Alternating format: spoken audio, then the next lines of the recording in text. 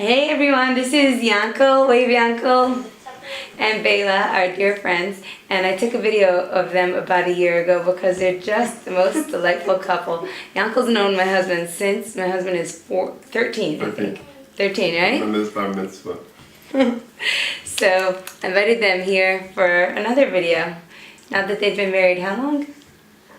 9.5 years. 9.5 years. 10 in November. 10 in November. Wow. So we know each other for 10 years. That's it? It's amazing. Would you tell how old you were when you found each other at long last? Oh, well, I was robbing the cradle, so he was in his late 30s, and I was a couple of years older. Said like a lady. So what's your take on marriage 10 years later? It's fun. I mean, we're still laughing. I think it's wonderful. I think we're flourishing. And my idea of our marriage right now is, what's happening is that there's no conformity in our marriage. We're allowing each other to be our own person. And we're meeting each other on grounds that are very, they're very ultimate to our situation. Because I'm one person and Baila's the other person. That's just the way that it ended up. We didn't focus our relationship and we didn't focus our marriage on, having the same vision and being disappointed by the fact that our visions didn't match. Somehow, in an elliptical sense, we're coming around to seeing things in the same way. Yeah, no, I agree with that. I I'm think just gonna get the phone.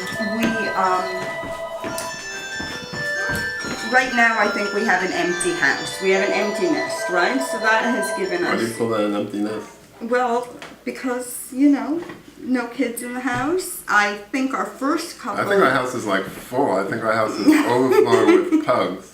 Well, it is overflowing with pugs, but the first few years we had, certain persons riding around on a razor scooter on the wood floors. Playing a harmonica at the same time. Playing a harmonica at the same time, and certain persons, demanding that they get a muffin, and now... On the way to school. On the way to school we had to stop for muffins. Now we just sort of have each other, and it's almost like a completely different marriage. It's like two adults not trying to present a united front against anyone else. Or impress each other. Yeah, or impress each other, or we have a lot more joking going on. A lot more cooking, I think. A lot more tolerance to each other's causes, even though our causes do not necessarily,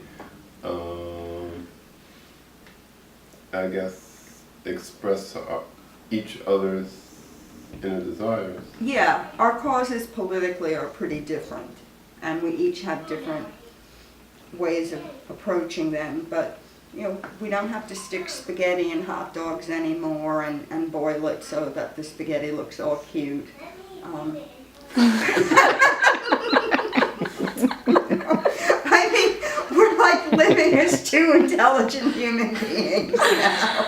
And we can have, don't you think? Yeah. Yeah. How's your housekeeping habits? Our housekeeping habits? Yeah.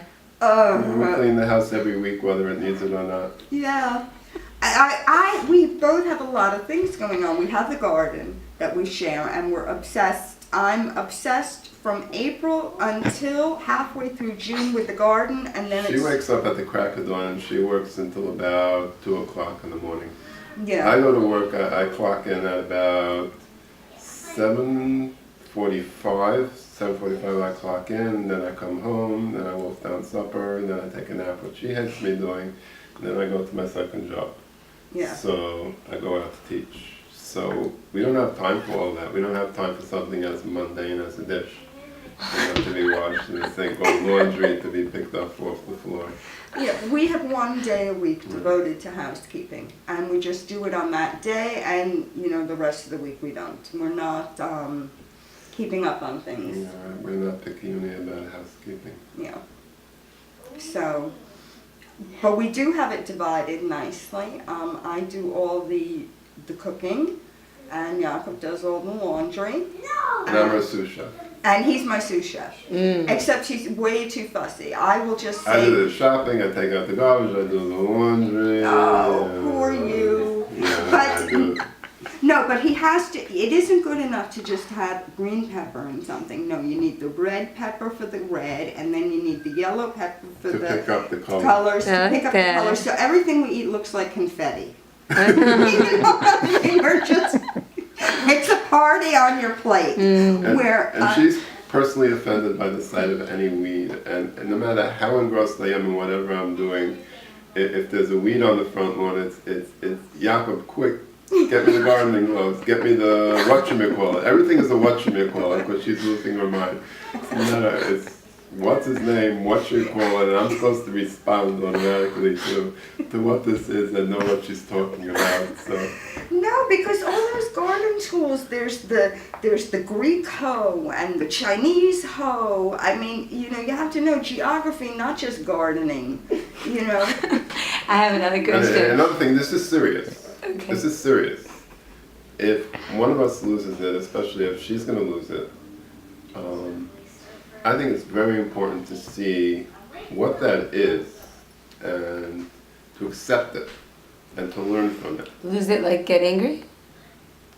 Get short, get snappy, whatever it is. This is natural, this is normal. And to see what it is, to accept it and to learn from it, to accept it on a deeper level and to learn from how I can become more of a mentor. Because I know that every time she's lost it in our marriage, and this happens between the two of us, let's be honest, ultimately, whether I didn't accept it at the first, whether I had to accept it, you know, as It usually takes you You 3 know. times. whatever it is, I've grown through that. That's how I've become a mensch more. And also, sometimes I learned from Baila that, you know, she'll lose it over something that has absolutely nothing to do with what makes her irritated, what makes her angry. And I think that in a marriage it's important to realize that not always is the conflict about the cap off the tube of the toothpaste. This could be going on something that's deep. This could be going on something that's existential. This could be going on something that's overshadowing, you know, a lack of responsibility that's almost like on an existential level.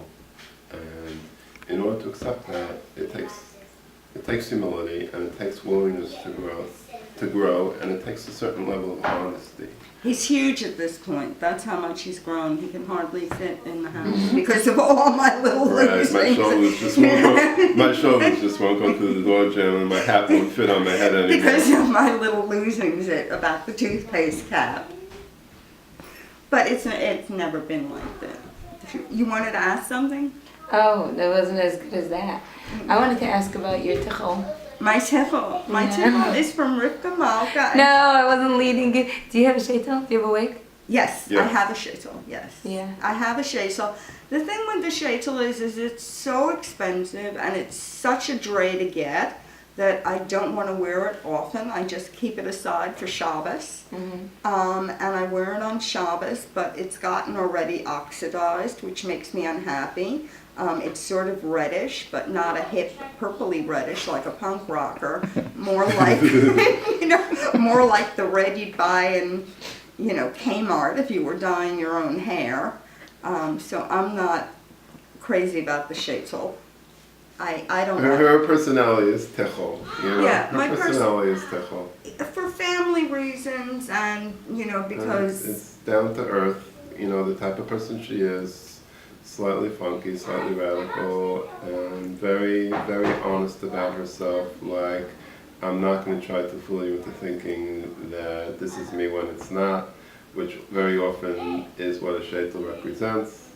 And it's like, you're looking at me here, you're not looking at how I look. It's very important by her. And, you know, that's for her, that's techol, not a shaitel. Yeah, the shaitel, it's also, to be honest, it's uncomfortable. I mean, it just, you know, I'm always scratching my head and, you know, or putting a pen, you know, in, and it, you know, it just doesn't look ladylike when your shaitel is all skewed because you just, like, rigorously went at your scalp with a pen. So, Oh, you guys are great. Any final words? Well, we love each other. yeah. We adore each other, and you know, we need to hear that from time to time because we're both like sometimes we get unsure Sometimes of I each like other. wake him up in the middle of the night Right, and I say, "Do you love me?" right. And he doesn't sing anything from Fiddler on the Roof about it. He's just like, "What? What time is it? You know, why are you waking me up? Why are you waking me up?" And I'm like, I had to ask a Right. question. And she's like, "Do you love me?" And I'm like, "Do I what?" We're not that bad. Okay, we're gonna be quiet right now. We're just gonna like end off this video with Yeah. a quiet moment between us.